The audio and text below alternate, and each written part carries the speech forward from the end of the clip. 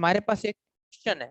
Question ये है कि भाई अगर यूजर लॉग इन कर रहा है JWT से, ठीक, तो टोकन कितनी देर में एक्सपायर होगा और कैसे ये सिस्टम काम करेगा। तो दो सिनेरियो बनते हैं। पहला बनता है, हमने कहा कि टोकन 1 आवर में एक्सपायर हो जाएगा। अब यूजर लॉग इन करेगा, यूजर ने लॉग इन करा, हमने उसको एक टोकन जनरेट करा, उसके लॉग इन करने पर एक टोकन जनरेट करा और ये टोकन उसको हमने भेज दिया। ये टोकन हमने उसको भेज दिया रिस्पॉन्स के साथ, ये उसने रख दिया। अब अगले सारे इंटरेक्शन जो मेरा ये यूजर है, वो ये सारे अगले इंटरेक्शन किससे कर रहा है, इसी टोकन को यूज कर रहा है।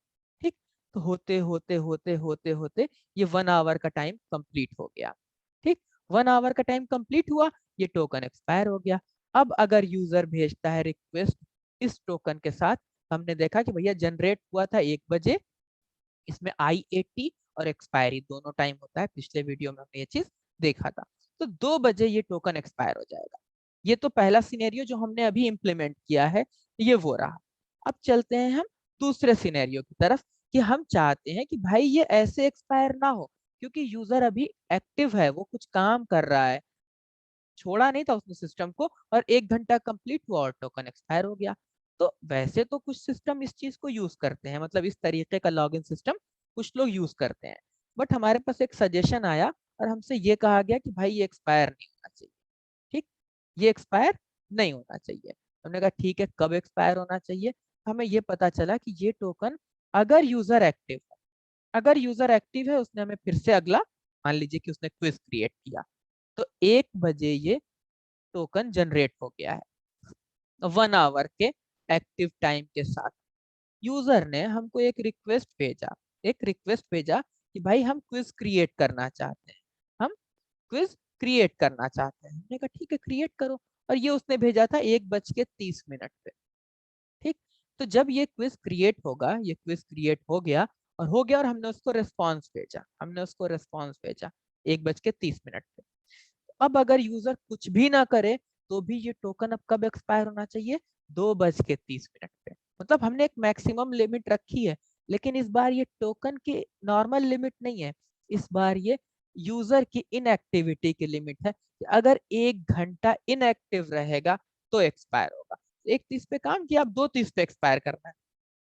इस सिनेरियो में हम क्या करते हैं कि हमने लॉगिन पे टोकन जनरेट करके भेजा था, सही बात है, बट अब मैं क्या करूंगा, अब मैं टोकन हर, जब वो एक्टिव रहेगा और जब भी वो हिट करेगा, उसने मेरी अगली रिक्वेस्ट हिट की, मैं अगले रिस्पॉन्स में फिर टोकन भेजूंगा।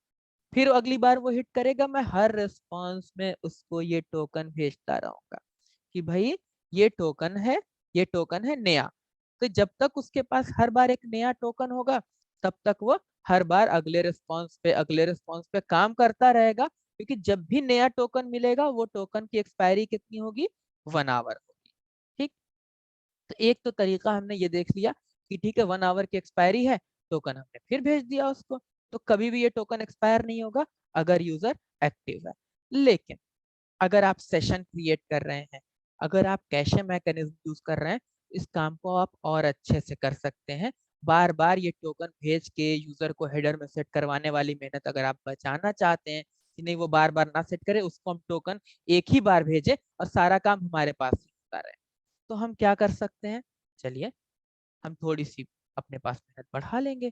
हम कहेंगे कि ठीक है तो ये रेस्ट एपीआई, बट हम ये टोकन जो है, JWT टोकन जो है, उसको उठा करके अपने पास रख लेंगे, स्टोर कर लेंगे।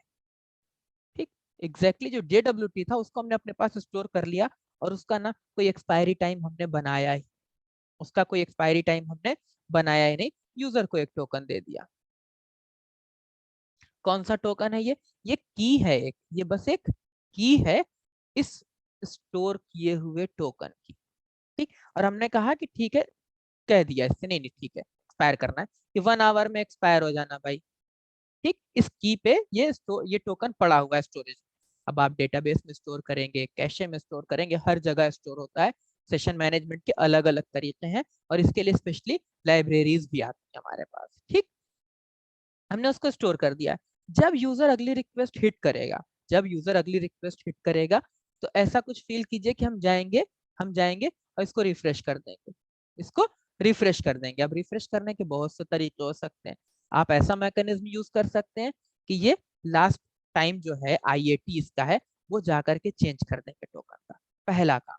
दूसरा काम कि आपने अलग से टाइम रख रखा है उसको चेंज कर देंगे। तीसरा काम, ये जो स्टोर में टोकन पड़ा है ये की यूजर के पास है। क्या है यूजर के पास? ये की है बस। इसकी जो वैल्यू है ये एक JWT था जो अगले 1 घंटे में एक्सपायर होता। हमने नया JWT टोकन जनरेट किया और ये अंदर वाले स्टोर में जा करके पुराने वाले JWT को ओवरराइट कर दिया। तो वो फिर से 1 घंटे में एक्सपायर होगा, बट यूजर को कुछ नहीं चेंज करना है, वो वही की भेजता रहेगा, वो वही की भेजता रहेगा। इसी तरीके से सेशन ना अपने आप मैनेज होता है।